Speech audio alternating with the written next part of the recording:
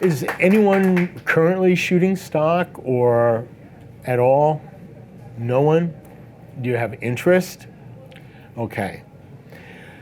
Having interest is one thing, but I'll give you a little history, a very brief history of how stock started.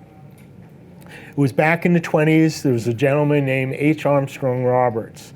He decided he was shooting all these assignments, one of many photographers at the time. What do I do with these photographs now that my client has used them? We came up with the idea, well, maybe somehow I could sell these to other publications. And he did, began to, and that's how it all started. So some of the early stock photography and just involved things that similar to what we have today. And I'm not sure if these are Mr. Armstrong's, H. Armstrong Roberts images, but these are what typically would be something stock back in the day. And these could sell over and over again, and basically stock, the media was used to illustrate magazines, any kind of publications. It was not until about the 1980s that the stock photo industry really came into its own. As more photographers now began to discover it, they're moving away from assignments and beginning to shoot specifically for stock. And stock provided them with additional income by way of royalties that doing work for assignments and for hire did not.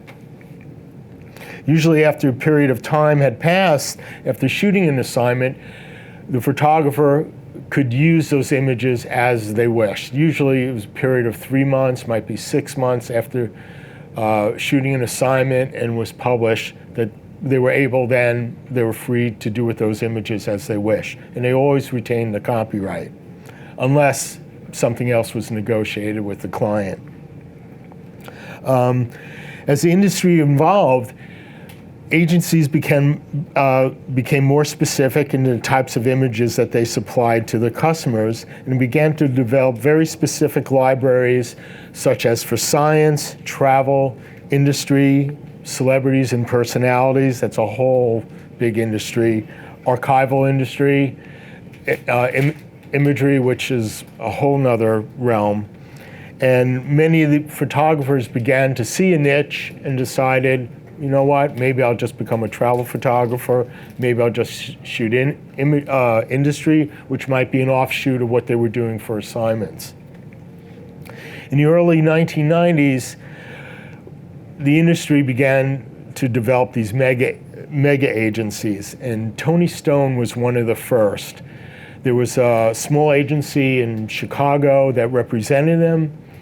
Tony Stone was located in London. They eventually purchased that little agency in Chicago, gained a foothold here, and then from there they grew. They started buying up other small agencies and incorporating them into their umbrella. Then we began to see the really big behemoths such as Getty, and Getty thought, wow, this is a great idea. They purchased Tony Stone along with all their subsidiaries. Corbis came along, and they began to purchase other agencies as well.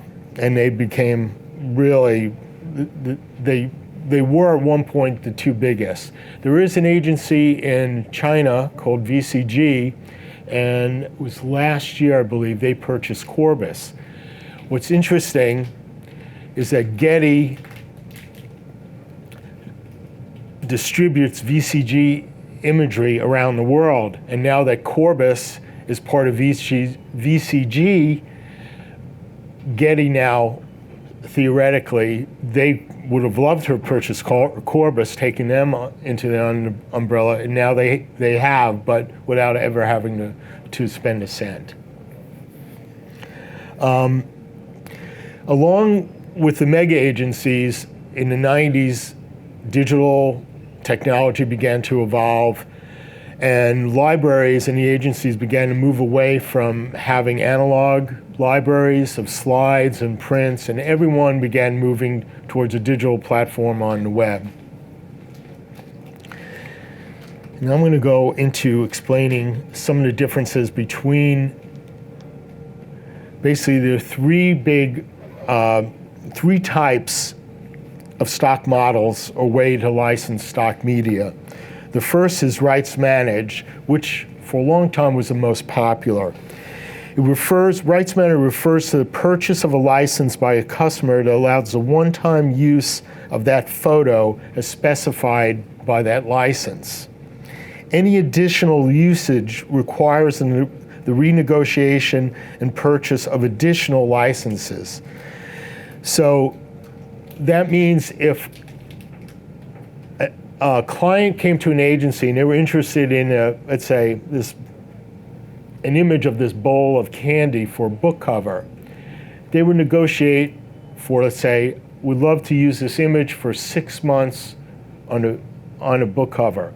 Well, then that client and the agency would lock that image up just to that specific client. No one else could use this image for book covers at all. Though it wouldn't stop it from selling for something else in another industry, such as a brochure or even to illustrate home decor or whatever, or illustrate a bowl, that would be fine. But no one else during that 6 months, no other client could purchase that particular image for a book cover.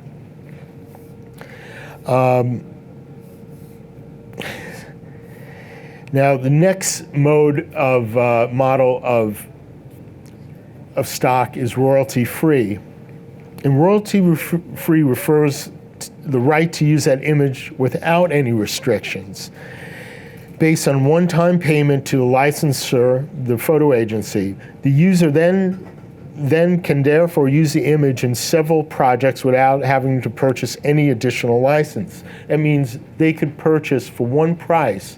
They could purchase an image of this bowl of candy and use it for whatever they like.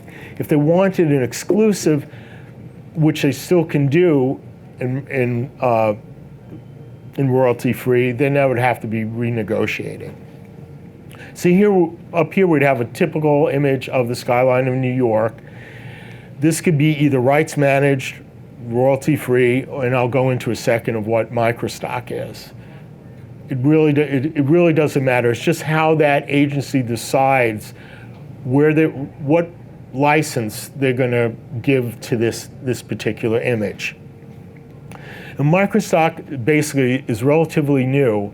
It's very similar to royalty-free, and the only difference is that the images sell for a lot less money, meaning the agency has to sell a lot more of them.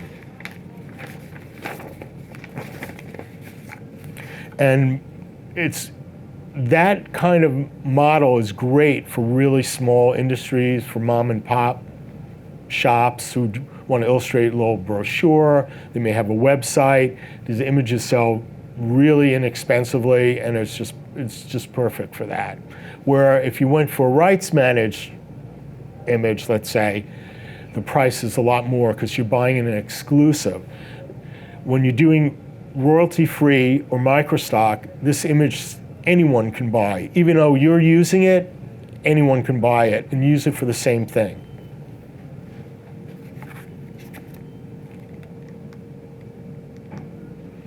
Now, there are other modes within rights managed, royalty-free, and microstock. There's commercial imagery and there's editorial imagery. Here we have what would be a typical commercial image, and it's commercially fine because there's no logos, nothing distinguishing what airline this plane is. There's no particular painting on the plane to give it away. There's nothing in the background that's sufficiently out of focus. There's no billboards, no sign, no hotel signs, nothing. Perfect. Same thing here with this detail. Now, a shot like this can't be used for commercial. It's got the logos, it's got identifying paint on the aircraft, even has the name of the airlines. This can only be used editorially. And basically, The purpose of most commercial stock is to help sell or promote a product, service, or concept. An editorial image cannot be used for those commercial purposes. Editorial content can only be used to document or illustrate a newsworthy event or subject of human interest. These images or videos usually contain recognizable people and places or a thing that a photographer made without getting a signed model or property release. The use is primarily to illustrate newspaper, magazine articles, and the such. Now, if a photographer got permission from this airline, let's say, here's the detail, this still is an editorial image because the design of the paint on the aircraft can give away what airline that is. But if they got a model, let's say a property release from that airline saying that they could use this wherever they want, then it would be okay. Everything in life is negotiable, even editorial images. Anyone have any questions so far? Let's see if hopefully I could get. Oh, sorry. This would be a typical commercial video. This is a setup by a videographer. And anything like I say now about imagery or video is interchangeable. It's all pretty much the same thing.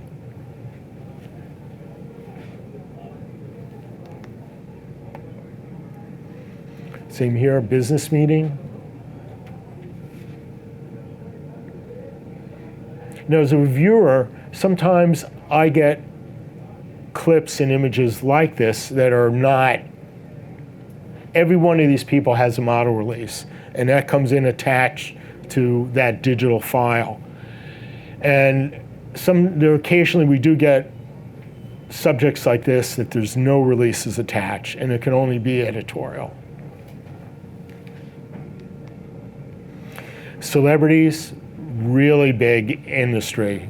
If one was to step into that arena and do it well, this is looks, for Billboard, it's a premiere, it's kind of step and repeat thing, but anything dealing with celebrities is usually pretty big.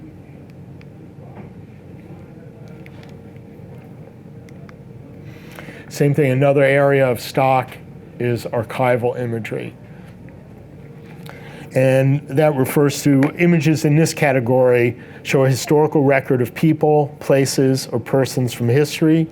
They can be used editorially, and depending upon the legalities of the ownership, or if an image has an expired copyright, usually this always keeps changing, about at least 80 years or more, and is in the public domain, can be used for limited commercial use. Sometimes that can lead to some difficulty because if the person's estate is still around, it's Fatty Arbuckle, if some relatives have control of his archive, you may have to negotiate with his estate, but usually they can be used pretty freely. And some examples of some historical collections are the Bettman Archive, Coble Collection, and even our New York Public Library. They have a great archival collection.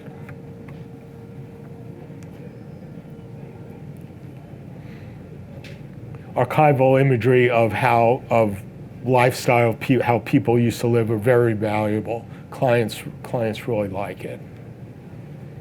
And a lot of this is, of course, film that was copied onto that was transferred digitally.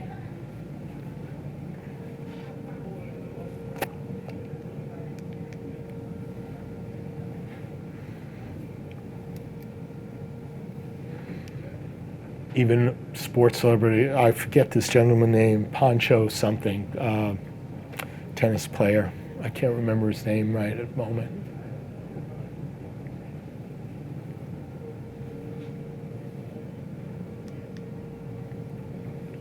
We're going to go into, this is really important, titles and keywords.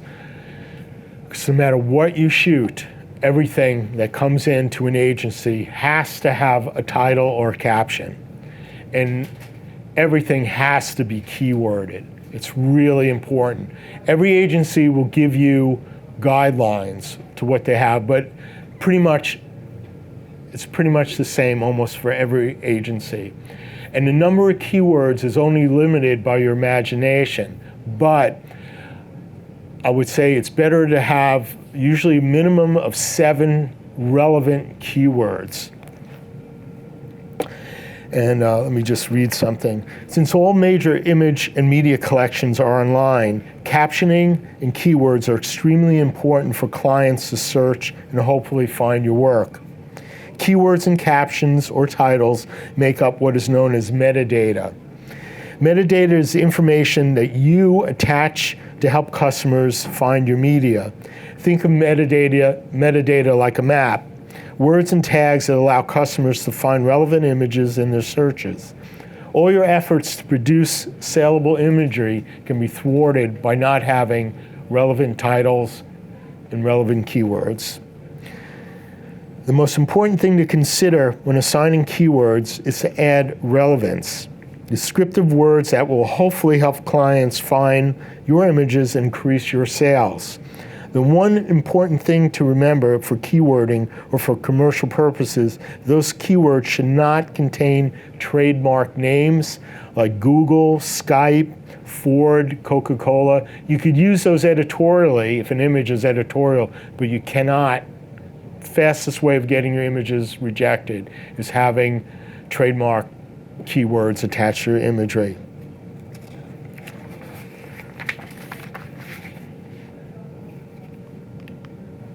Here's an example, beautiful forest, title, 2 seasons in the forest, summer and fall. And you can see the photographer merged these 2 images together. And the keywords, perfect.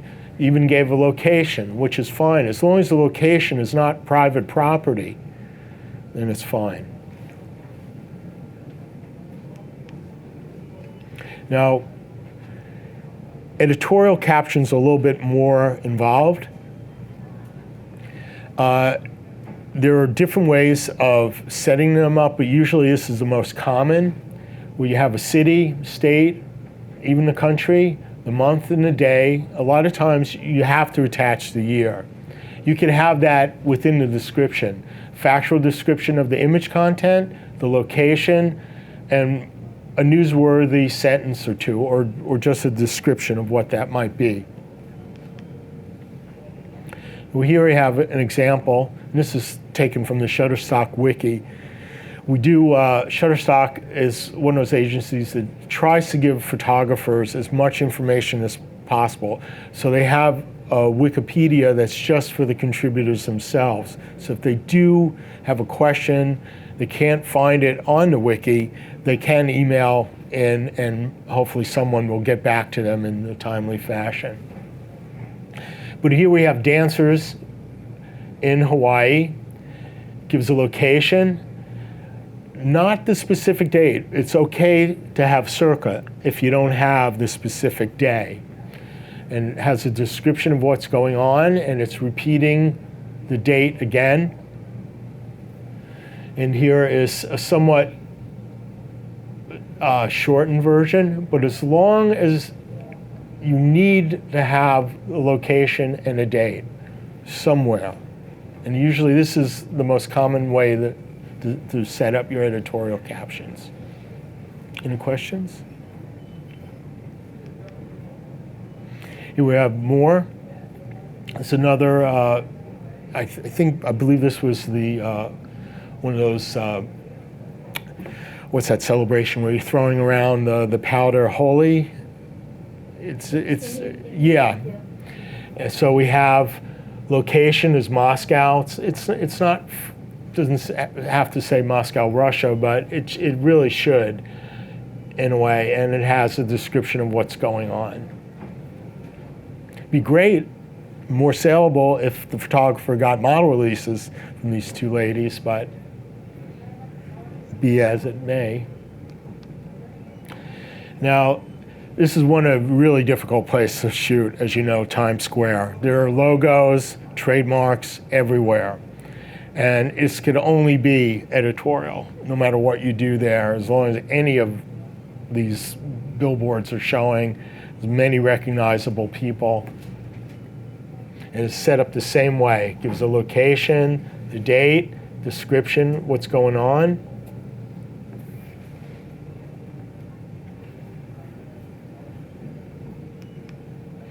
I thought, if you like, we could interact and someone could give a caption for this.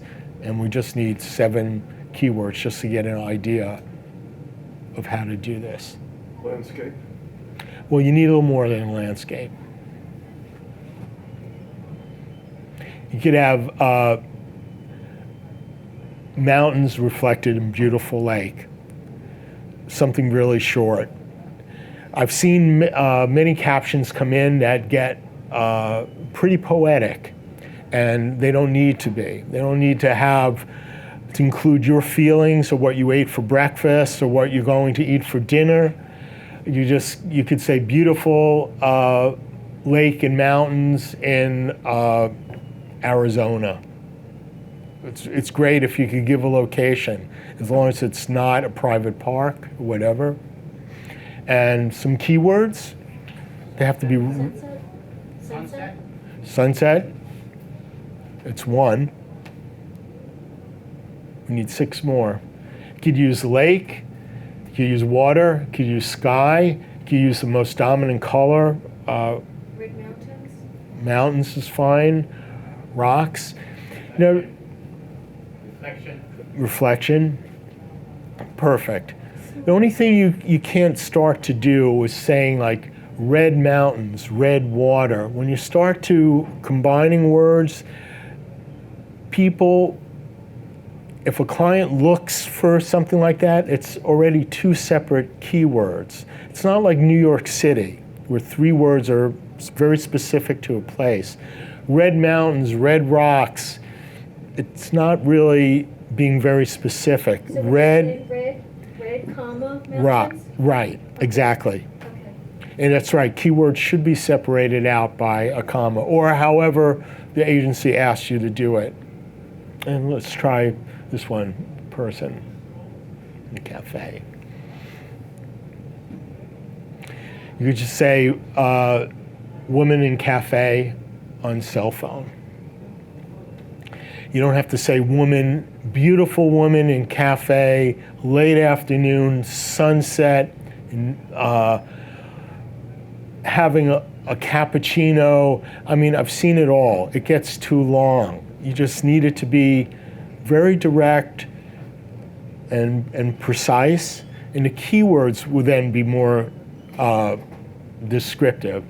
You could say sunset, late afternoon, cafe, cell phone.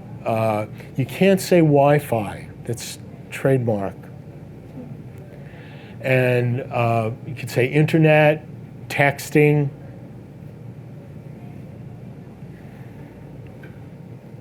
Indoors. Here's something different. Anyone like a chance to give this a title? You could say mother and son in park.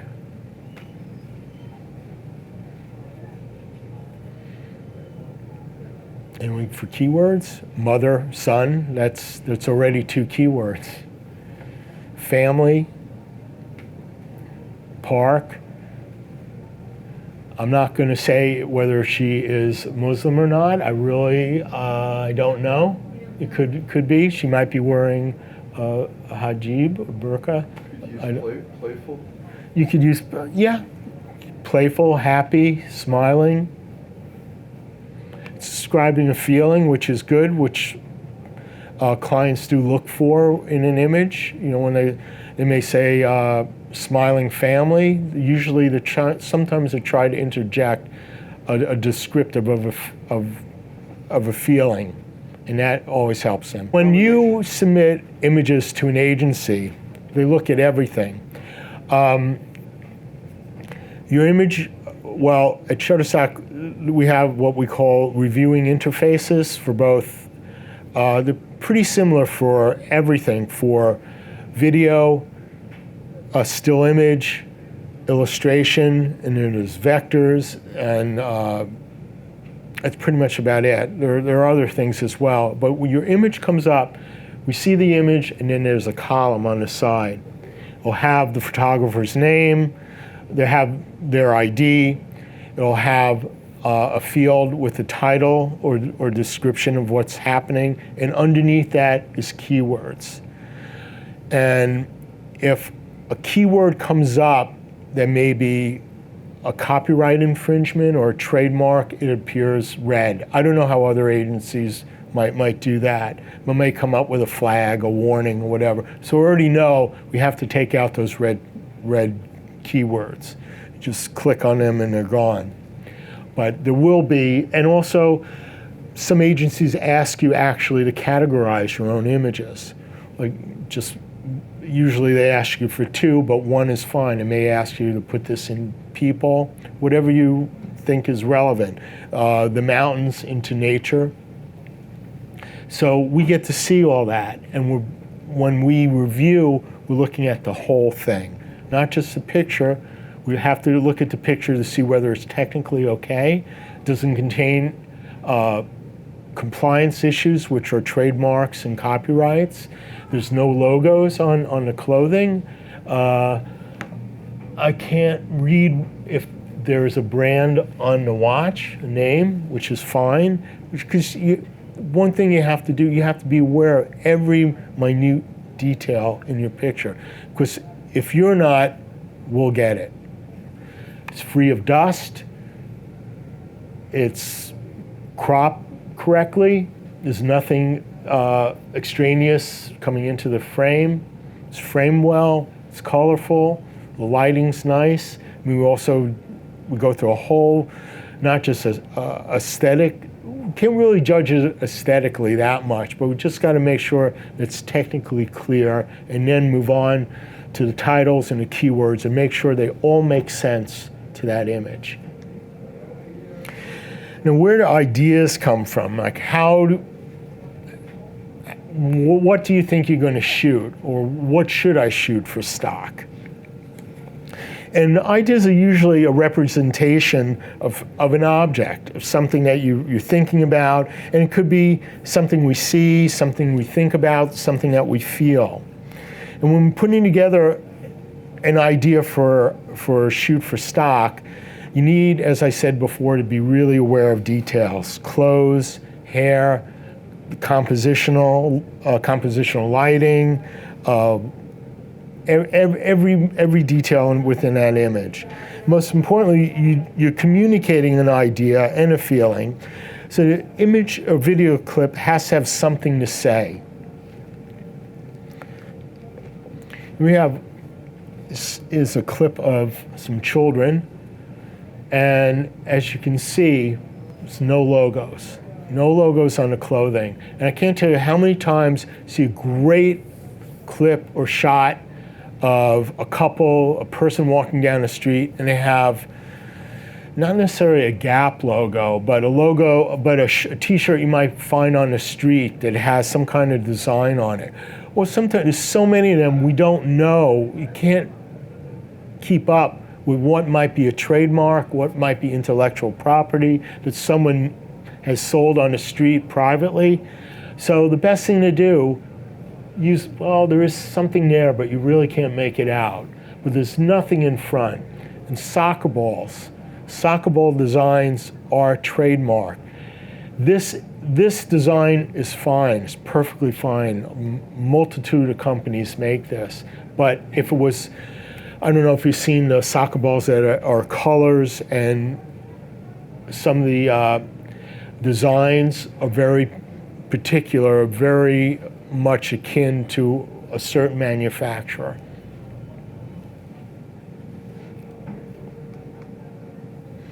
Now, it's one of my pet peeves.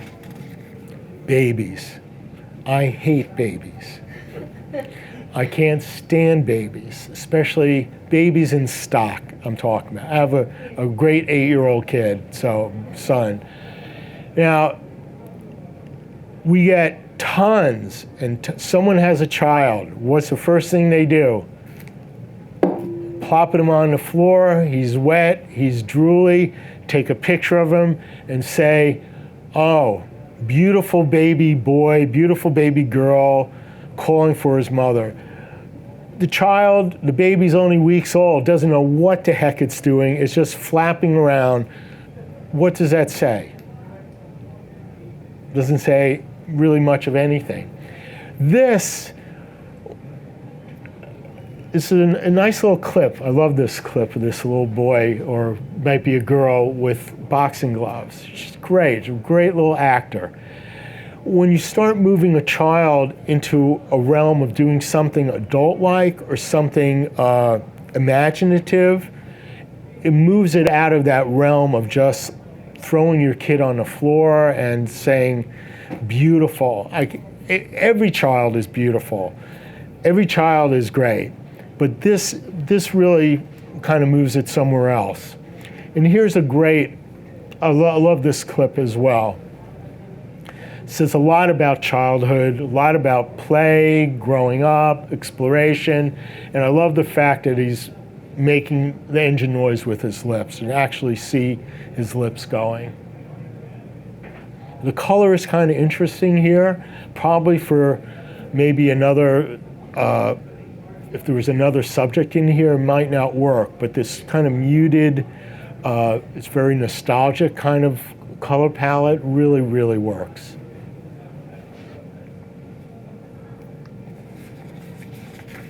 Here's another thing, another kind of image we get a lot of. How many people have taken pictures like this? I think everyone does. How many times have you ever seen this in an ad, an advertisement, a brochure, a book? In 35 years, I've never seen one of these printed anywhere. It could just be my luck, but I've never seen anything. I would say, we get these in every day, every single day. And I've never seen one sold. And unless you're looking out that window and you see some guy flying by all means, I mean, it's fine to take that other picture. If it's something really, really out of the ordinary going on outside that window, go right ahead. It moves it, it elevates that image out of hundreds or thousands of wingtips going through space that we see. And then if you really, really go for extraordinary, maybe there's someone out on your wingtip looking in.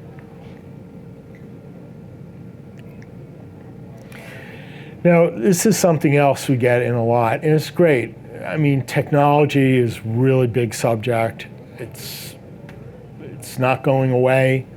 But how do you move your image of just a keyboard out of the realm of just being a keyboard into something else that a client's going to look at? Oh, this is different. And I thought this was kind of nice, just having little keys. Oh, I guess I thought that was a clip. I forgot. But, it now becomes more than just a keyboard. It kind of moves it, elevates it. It still would come up under a search for keyboard, but now you're adding a different element. You're adding a twist. And that's what I would say, if you're going to go into stock, really do your research and really look at what, if you're going to think about getting into a particular agency, 123 RF, for example, or Getty, look at their website. Really go through the subjects that you have interest in photographing and see what they have. They may have tons of these. I don't know. Maybe have none, and like, oh, okay, I have this image. I've just shot something like this. I could see my image fitting in there. Well, if something really different, it's going to really move up that search ladder. It's another subject we get a lot of. I don't know why. Gas burners, get tons of them in, of yet also to see any of them published anywhere. Though this one was more interesting than most. Now, I thought this was beautiful. It's a great shot of a hand through wheat. Do get a lot of this, but this one seemed a little bit more special than some of the others because the slow motion. But work in stills too. And I think, what was that movie? The Thin Red Line was a soldier reminiscing of his wife, being with his wife, and she's running through a field, and you just see beautiful, her hand just stroking the wheat as she's running through. And here's that same idea, but again, the photographer kind of elevated it a little bit. You have a brand new field of wheat. She's pregnant. It's concept of life, whether you might think that's a stretch or not, but it's something a little bit more special.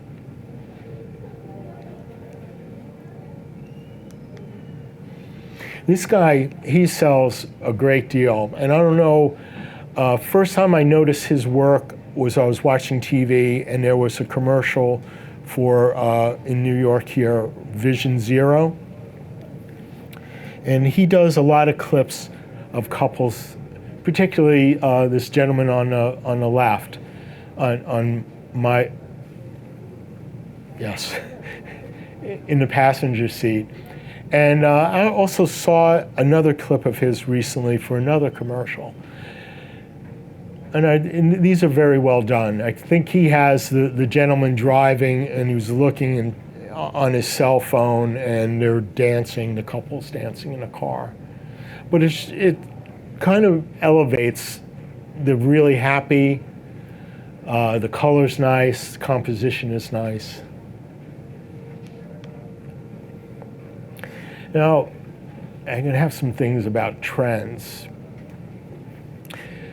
Technology is probably the biggest trend. Even I see that you sighed. I don't know. It's unfortunately it's where everything's going, and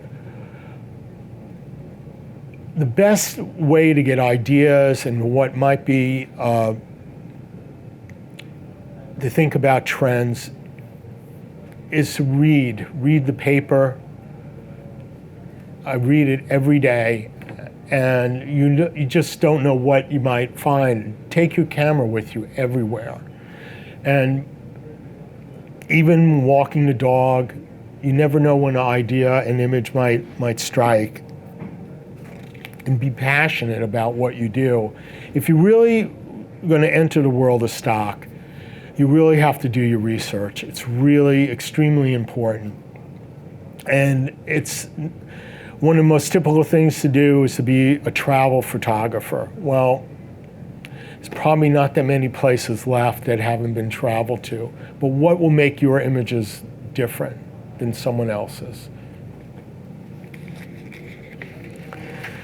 And also, probably the biggest thing I see a lot is that a lot of photographers just put their camera on automatic and shoot. Get a lot of images and video clips that are totally out of focus. The focus is not where it should be. And learn how to use your camera manually. Learn how to set exposure. Learn all the techniques that you can. And every agency, of course, is different. Pretty much everyone is looking for the same thing. And it's all about life. It's all about where we're going, who we are, where we've been. And it's really being aware of everything around you. A lot of people, I've seen photographers take their camera on a trip and they're documenting everything from time they get up in the morning, taking that shower, having breakfast, packing their bags, going into a cab, going to the airport. They're shooting every step of the way and hopefully getting model releases along the way until they get to their destination. And it's something to think about. Every little thing you do can be useful, can be a stock photo. You just have to kind of step back, step out of yourself, and really take a look around. Okay, thank you.